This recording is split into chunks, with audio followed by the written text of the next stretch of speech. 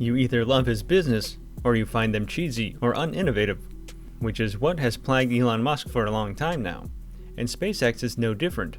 But recently, the space sector has been prospering, with companies like Elon Musk's SpaceX sparking a spontaneous revolution in the space race. They are now a ray of hope for other small and medium-sized space enterprises. Countless crewed capsules have been successfully launched into orbit by SpaceX's ever-impressive rocket. However, in combination with this astounding success rate, some astronauts voice their out-of-this-world views on SpaceX. What's amazing about SpaceX? What insane thoughts do astronauts have about SpaceX? What new things are to be expected from SpaceX soon? We're going to be exploring and revealing the limitless answers to these questions, so make sure to stick around and keep watching.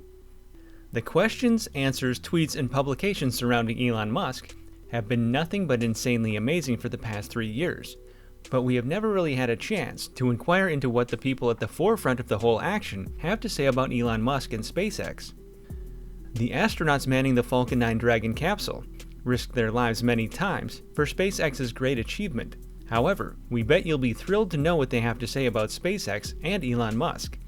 Shane Kimbrough, the commander of Crew 2 ferry flight to the International Space Station, made a statement about their experiences in an interview. Said, "So we're sitting on the launch pad when the engines lit. We all started laughing because it felt so awesome and powerful," he continued. "Shortly after we started accelerating and heading uphill, it was a great ride. Very smooth. I don't remember any surprises, except we were all just very happy. We are all so happy to be on orbit again and feel that incredible acceleration." Kimbrough, MacArthur, Pesquet, and Hoshide are the third crew to launch aboard a SpaceX Crew Dragon. Kimbrough, one of the few astronauts who has now launched aboard 3 different spacecraft, said the climb to space inside the Falcon 9 was thrilling. MacArthur said, "Part of our mission as astronauts is to inspire people. Inspire the next generation of explorers," she continued.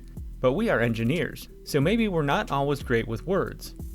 In a crewed mission called Inspiration 4, the first all-out civilian human spaceflight mission, consisted of the pilot, Flasian Proctor, and other crewed members, Jared Isaacman, Haley Arsenault, and Chris Zimbrowski.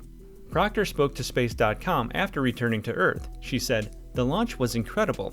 I was just amazed by it. Everyone told me that it was one of the prettiest launches they have ever seen, but sitting in the Dragon and hearing all the sounds it made, it was just incredible." The Inspiration crew was selected as part of an enormous fundraising effort benefiting St. Jude's Children's Research Hospital. The mission also exceeded its initial goals of $200 million raised for the Research Institute. Isaacman booked the flight from SpaceX, giving away one of the seats to a major worker at St. Jude, Arsenault, a physician assistant at the hospital, while the 2 remaining seats were awarded part of a contest to help raise millions for the organization. Once selected, the crew was put through various degrees of 6 months of training. Proctor said that SpaceX prepared them for what to expect during the flight. They were put through various exercises, not excluding the survival training on Mount Rainier, fighter jet training, a centrifuge, and many hours in the SpaceX Dragon simulator.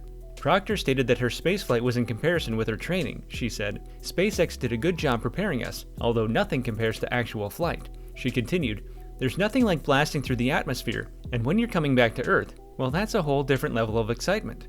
The most intense parts of the mission were launching and landing, and it was quite an experience to go from weightlessness to full gravity as the capsule made its way back to Earth. Fortunately, all the months of training from SpaceX gave the crew an idea of what the G-forces would feel like at various points of the flight. Intriguing, right?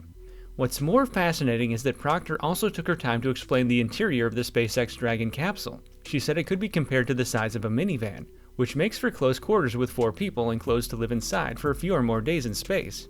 Irrespective of its size, Proctor said, the capsule didn't in any way feel overcrowded or uncomfortable, and she genuinely described it as surprisingly comfortable. She added, "We were used to being in a small place, and we get along very well.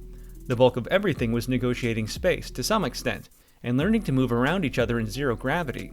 Elon Musk's SpaceX launched a crewed Dragon capsule conveying NASA's astronauts on a test flight, rising at about 3,500 degrees. Inside the capsule, Benkin and fellow astronaut Doug Hurley were calm and comfortable during what was referred to as a flawless mission. During their conference, most people said SpaceX spacecraft roared like an animal, but astronauts say the SpaceX Dragon flew flawlessly. Benkin said, "The atmosphere starts to make noise. You then start to hear the rumbling the vehicle tries to control. You feel a little bit of that. that shimmy in your body. Irrespective of this, both astronauts were really comfortable coming through the atmosphere, even though it felt like they were inside an animal, he said. The vehicle was rock solid, he said.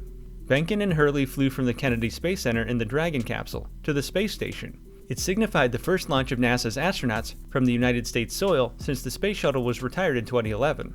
It also indicated the first time a private space company flew humans to orbit. In a conference, Hurley and Benken, commenting on the SpaceX launch, said, "SpaceX Dragon is a heck of a vehicle that endured a fiery high-stakes ride that went from 17,500 miles per hour to less than 250 miles high in orbit to bobbing in the sea."